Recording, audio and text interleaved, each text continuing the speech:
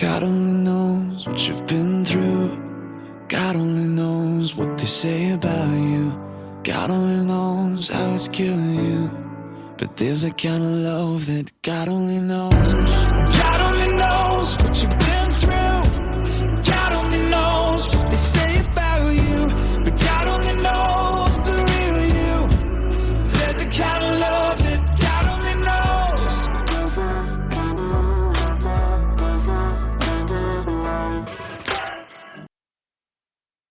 Welcome to Season 2, Episode 32 of Your Journey Is Not Over.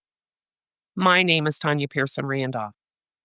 This is my own personal journey, and the expressions and opinions are of my own.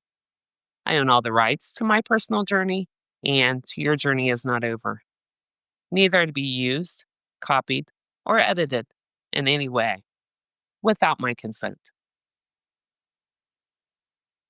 When I left off Tuesday, I said, what a sacrifice my actual real dad made that day, and never knowing if he would get another opportunity to get that close to me again. He made the right decision that day because the shock and knowing my mom lied to me about the man in Hawaii could have changed everything for me and my path. Yes, God brought us together again 20 years later, as you will soon hear all about later on in my journey. Looking back now at that time, life was really hard, and living with my mom was just a daily of never knowing, really. I can remember just being in my own world, and for instance, I would be eating a sandwich and chips, and I developed a habit early on that I would hum while I ate. Truly, I never realized that I was doing it, again, in my own world, just enjoying my food. Looking back, the only thing I can think now is I went without food so much in my life that when I ate, I enjoyed it so much I hummed. And because of this, out of nowhere, I would get backhanded. This happened more times than I can dare to count. Or I moved my lips the wrong way, or I gave a certain look when I wouldn't even be looking at her. I would be deep in thought about something. These were the reasons that I would get backhanded without ever seeing it coming, completely caught off guard. And it was during this time I just really spread my wings and was definitely scheduling a lot of time to party. A little rebellious, no, a lot rebellious, but I never got in trouble. Close though, really close. Close enough to scare me for life.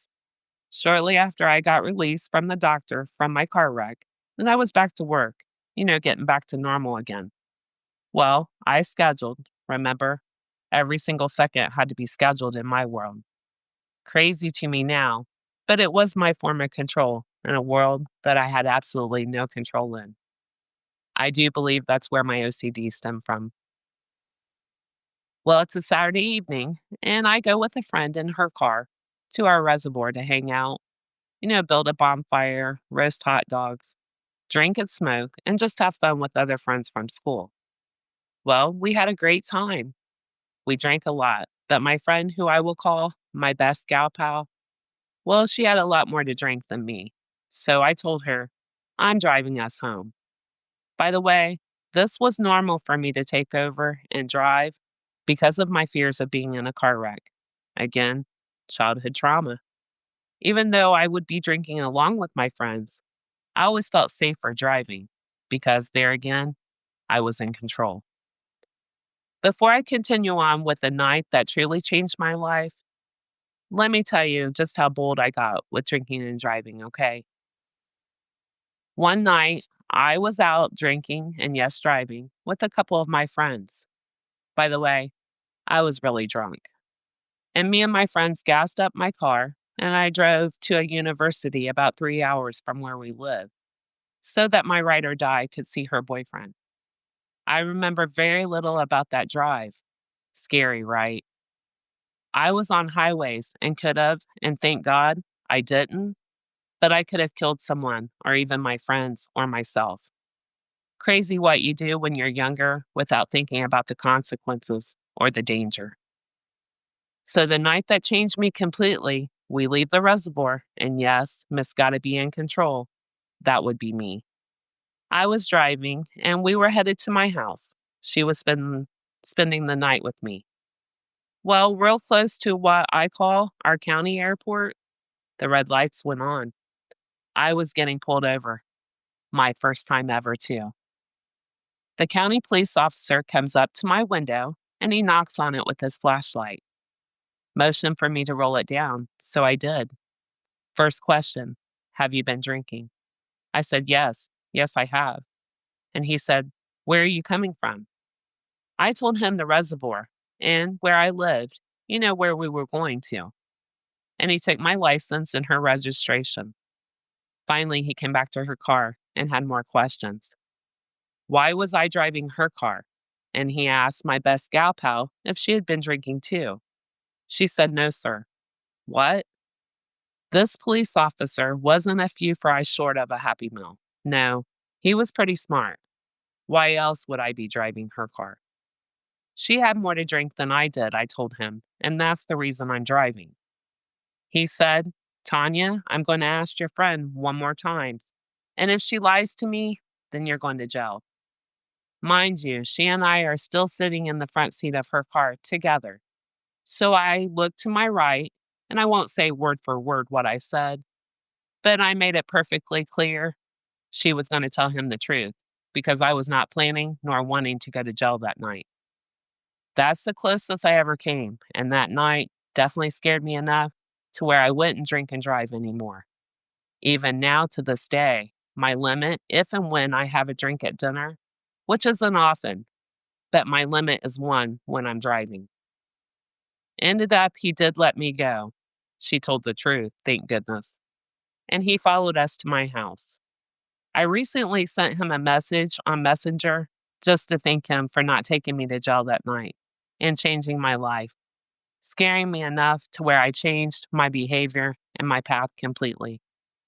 I'd gotten too comfortable with drinking and driving, so God sent in someone to give me a wake-up call and to change my whole way of thinking and my perspective completely. I meet a lot of people and I talk to a lot of people, and they tell me, I got in trouble or I was arrested for this and that. My first response is always, did you learn the lesson you needed to learn from that experience? And then I let anyone and everyone know that everyone has done things that they later regret, I myself included. The only difference between me and them is I didn't get caught. Well, I kind of did, but I was let go and definitely learned a lifelong lesson. But I haven't been arrested. So the only difference between people that have been arrested and those that haven't is they got caught where others didn't. Again, as my grandma always said, never throw stones at a glass house, meaning never, ever judge a person when you yourself have been just as guilty, if not worse. You just were lucky and were never caught. Judgment prevents us from seeing the good in others that lies beyond appearances. And the Bible encourages love, compassion, and forgiveness, recognizing that everyone is flawed and in need of grace. The Bible also says we will be judged the same way we judge others. It also encourages focusing on removing flaws from our own lives before addressing those of others. I do not own the rights to the things that I chose to share today. Awakening isn't magic, it's courage. It's peeling back layer by layer until you return to your soul. This one is called the cliffside theory. Everyone dreams of freedom until they see how narrow the path is. At the bottom, it's easy, it's safe, it's crowded. But the higher you climb, the lonelier it gets, the more it demands, and the more it takes. Most turn back when the path gets thin, the ground crumbles, and the fear kicks in. But the ones that keep going, they don't just see the world differently, they live differently. We all have a story. The difference is, do you use your story to empower yourself, or do you use your story to keep yourself a victim? The question itself empowers you to change your life. My journey is messy, raw, and real.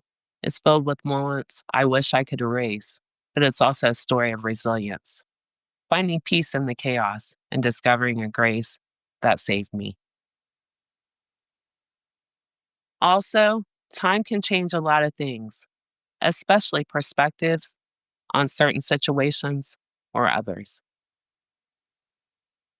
This concludes my podcast for today. Please join me next Tuesday. Listen in, and always remember your journey is not over. God bless.